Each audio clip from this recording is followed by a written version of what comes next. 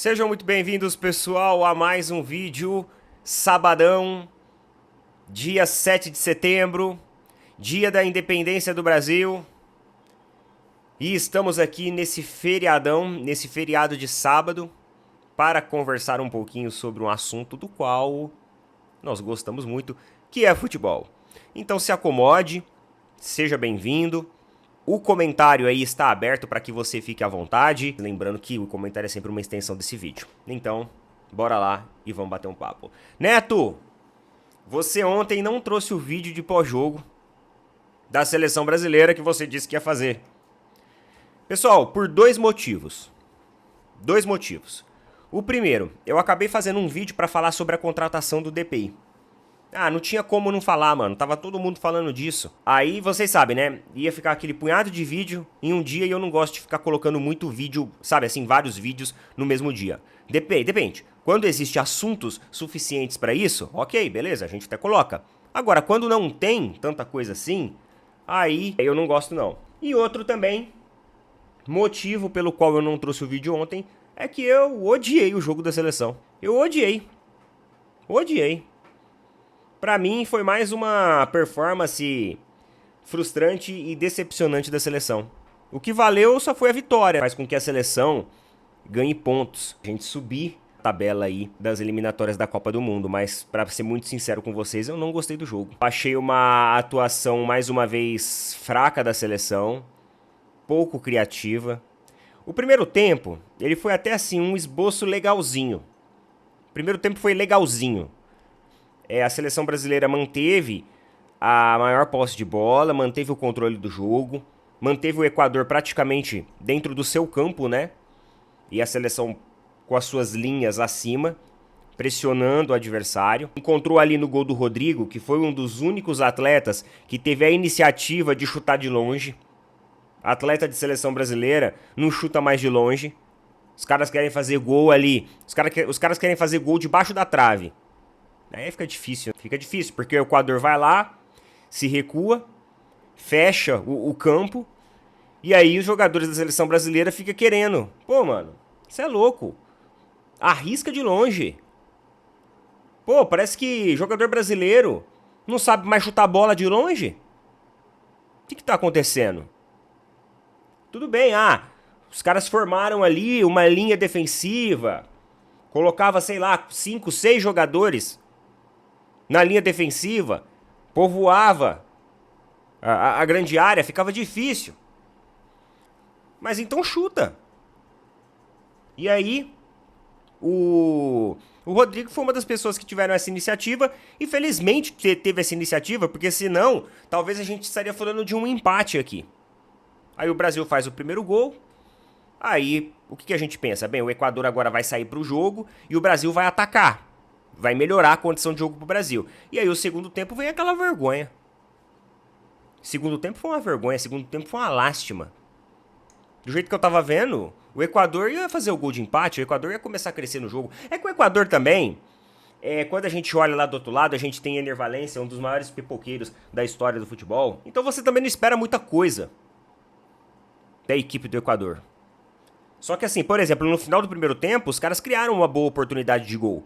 Boa oportunidade essa que o Brasil não criou. Ontem, pra mim, faltou muito poder de criação do Brasil. O Brasil até conseguia dominar os espaços, jogava muito pela lateral como sempre, só que os laterais não passavam, não dava profundidade. E quando passava, parece que os jogadores eles não se entendiam, né?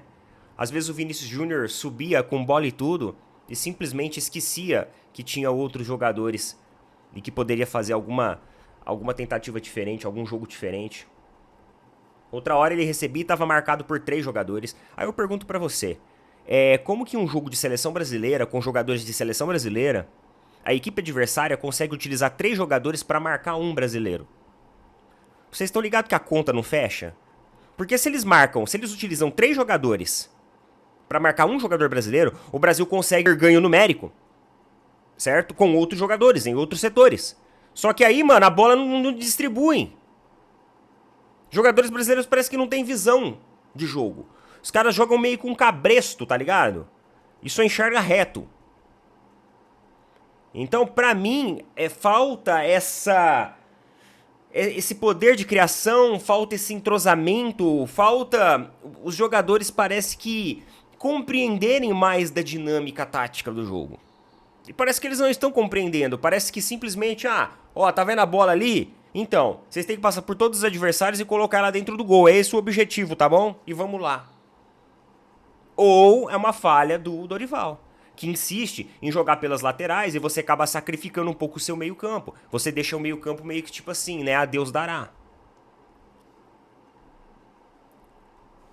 Então eu não gostei. Na minha opinião também o Dorival mexe mal demais na partida.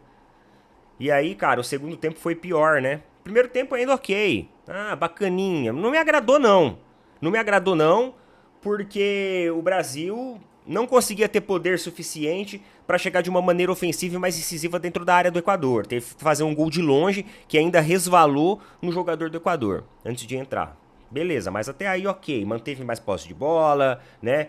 Jogou no campo do adversário, beleza. Agora, no segundo tempo, foi uma lástima, cara. Eu falo pra vocês, o Brasil precisa urgentemente de um técnico com uma metodologia, com uma ideia de jogo diferente. Não é nem metodologia, com uma ideia de jogo diferente.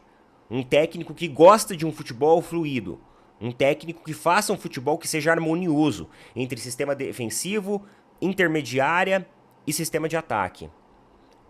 A seleção brasileira não sabe. Os zagueiros brasileiros, eles não sabem ou eles não treinam saída de bola. Ou eles não estão entrosados o suficiente ainda para entender isso e ter uma boa saída de bola. A saída de bola do Brasil é péssima. Ela não dá velocidade, não dá para aproveitar espaço em transição. Ela deixa os jogadores adversários confortáveis para recuarem a sua linha. E aí quando você vai ver, já tá todo mundo ali já posicionado defensivamente. Aí, enfim, fica difícil de você criar. Para você ver como que a dinâmica é diferente. O Estevão, ele tem uma jogada característica dele lá na ponta da área, dentro da grande área ainda, que ele corta para a esquerda e chuta e finaliza. E todas as vezes que ele faz essa jogada, o jogador defensor adversário passa batido. E ontem não. Ontem o jogador do Equador fez a leitura correta da jogada e conseguiu fazer o bloqueio, do que ia ser um belo chute. Ia ser uma bela jogada, só que o jogador ele fez a leitura correta. Então, pra vocês entenderem, né, em seleção, mano, por mais tecnicamente inferior que seja a seleção adversária, os jogadores eles são mais preparados para situações adversas, para essas jogadas aí que às vezes tentam surpreender o adversário. E ontem ele não conseguiu surpreender, como ele sempre faz aqui no Campeonato Brasileiro. Então a dinâmica ela muda. A dinâmica ela influencia bastante, né? Querendo ou não, o peso da camisa acaba sentindo. Não acho que a participação do Estevão foi ruim. Só que assim, eu falei pra você, eu acho que no todo o Dorival ele mexe mal demais na seleção. E na verdade, a própria tática que ele usa, a própria postura do time em campo, eu não acho uma postura legal. Porque claramente no final do segundo tempo, o Brasil começou a se retrair pra segurar o resultado. E mano, aí ele falou na coletiva, né? O importante era a vitória.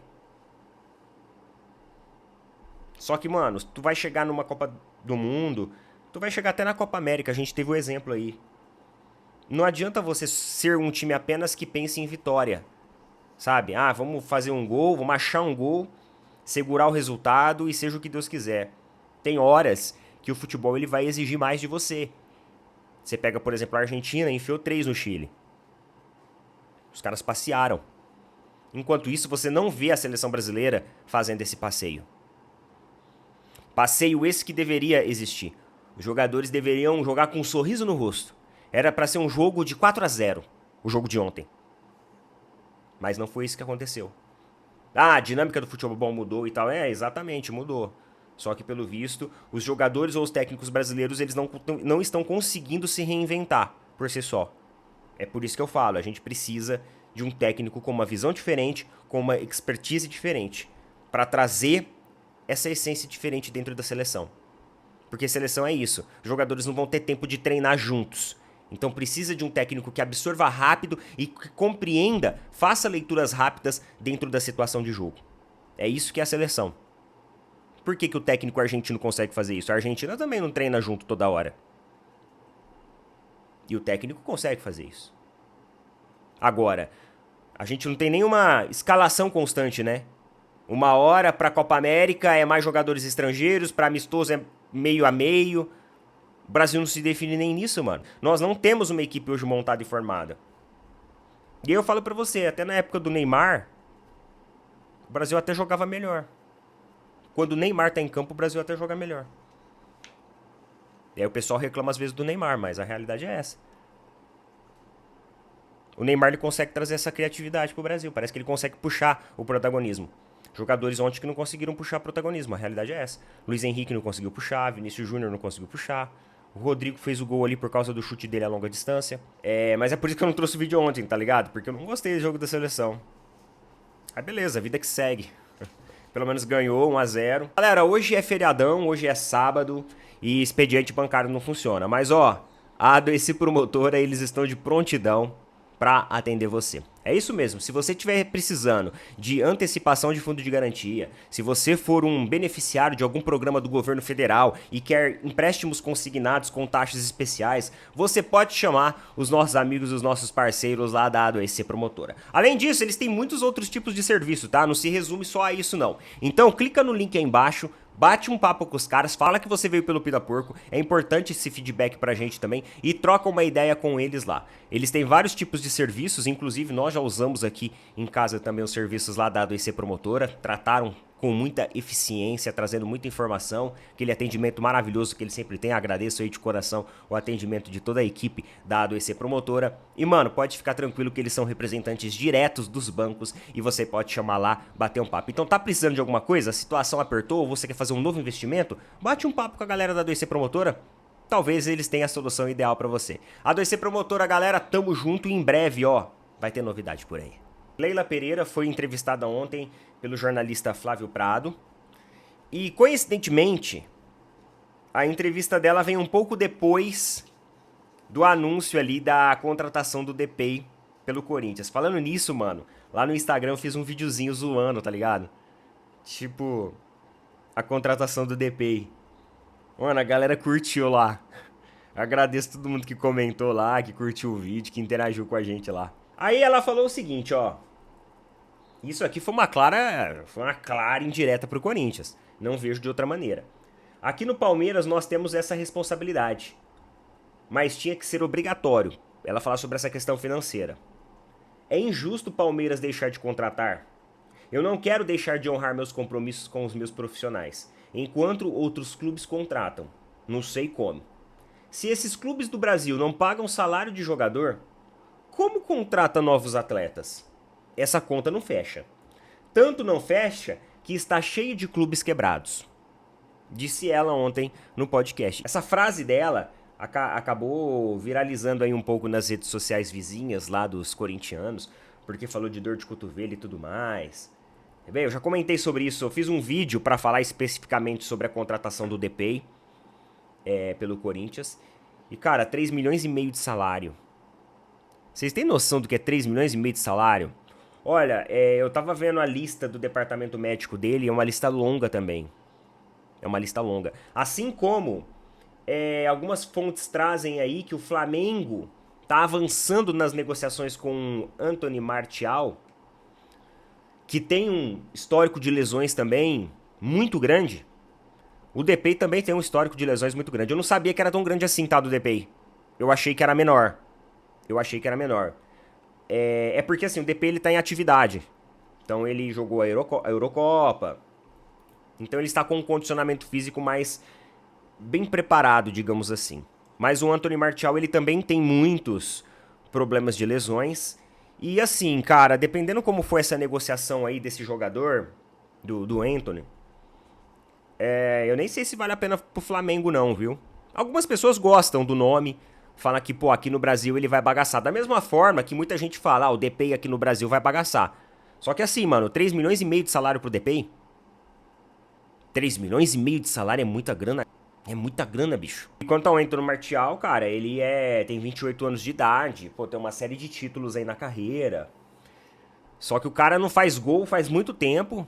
Eu acho que os últimos, sei lá, mano, 15 jogos do que ele fez 2 gols só. É um número muito abaixo, assim, pro centroavante. No futebol brasileiro ele pode render. Aí você tem que ver salário, né? Flamengo tem que ver se realmente vale a pena, mano, colocar dinheiro, luva em cima do cara desse. Porque, por exemplo, o Corinthians colocar 3,5 milhões do DP, vocês acham que isso é responsabilidade financeira? Vocês acham que isso faz algum sentido, gente? 3,5 milhões? Se esse cara pega um DM logo agora na chegada, mano, é um abraço, mano. É 3,5 milhões por mês. Os caras estão loucos. Os caras estão completamente fora do juízo. Então, se for pra sair nesses moldes e nesses valores, eu não acho que compensa pro Flamengo contratar jogador, não. Agora, se for aquele negócio assim, sabe? Ah, um contratinho curto, um salário ali que também não é alto, não fuja do orçamento do clube, pode ser uma opção interessante. Mesmo assim, eu acho que é um jogador com muita lesão e com muito tempo sem atuar. Aí vai depender de como ele vai chegar aqui no Brasil, né? Aí precisa de uma avaliação médica muito criteriosa. Porque vocês viram o Michael. Pô, o Michael chegou, cara, o cara tava jogando, o cara tava voando lá. O cara já estava, você entendeu? Chegou no Flamengo, mano, um jogo, no segundo machucou. Pô, quem que diria que aquele cara ia machucar? Querendo ou não, traz um prejuízo muito grande. Porque é um mês fora que perde partidas extremamente importantes.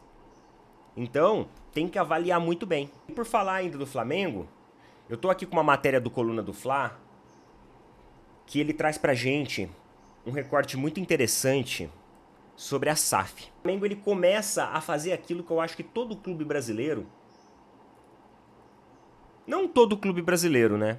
Mas todo clube brasileiro que consegue se organizar sozinho, todo clube brasileiro grande, todo clube brasileiro que já se provou que é capaz de ter uma gestão competente, ele tem que fazer.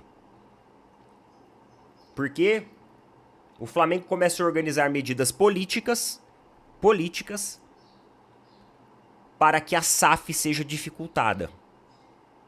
A gente sabe hoje que o presidente Rodolfo Landim, ele é a favor da SAF, com um modelo diferente.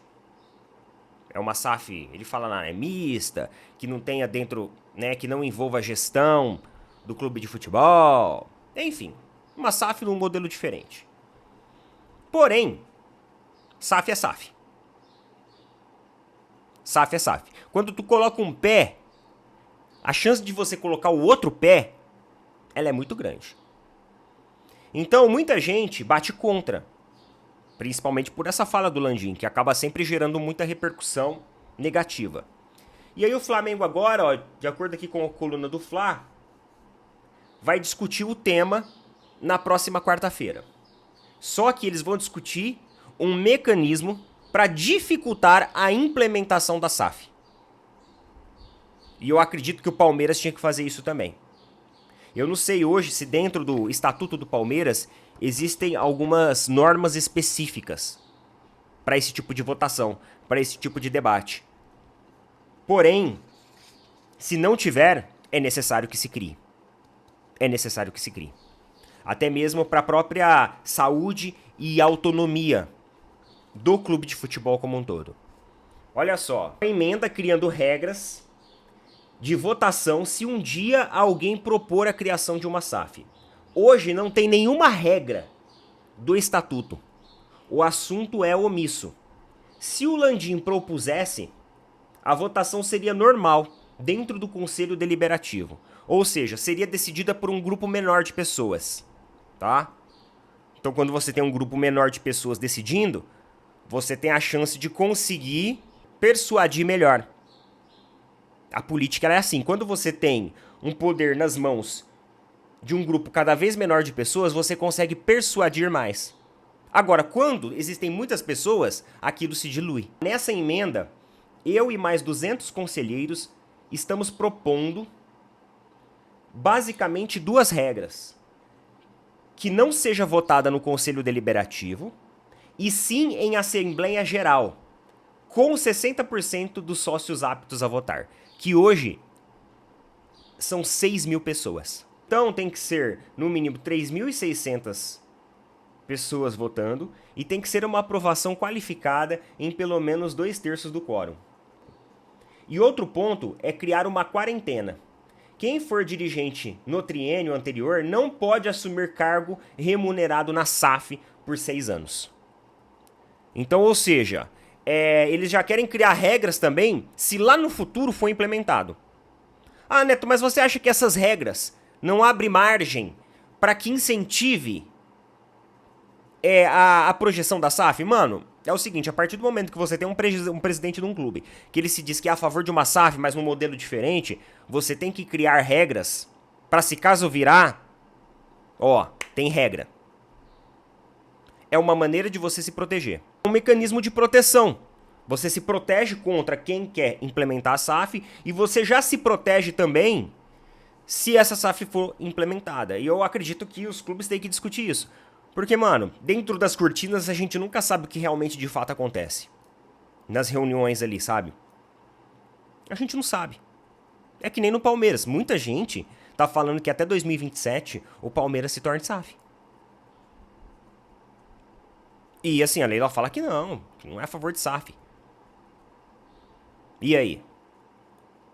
Só que é o seguinte, 2027 termina o mandato dela. Por que em 2027? Por que as pessoas estão falando que em 2027 o Palmeiras vira SAF? Sendo que a promessa da Leila é ficar até 2027. Então a gente não sabe. Então, você criar regras e você colocar uma certa cadeia burocrática em cima disso é uma maneira de você dificultar essa implementação. Tá bom? Esqueça, galera, aqui, ó. Esse vídeo aqui é um oferecimento lá dos nossos amigos da A2C Promotora. Coloca nas opiniões aí o que vocês acham a respeito de tudo isso. Tamo junto, valeu, falou, até mais.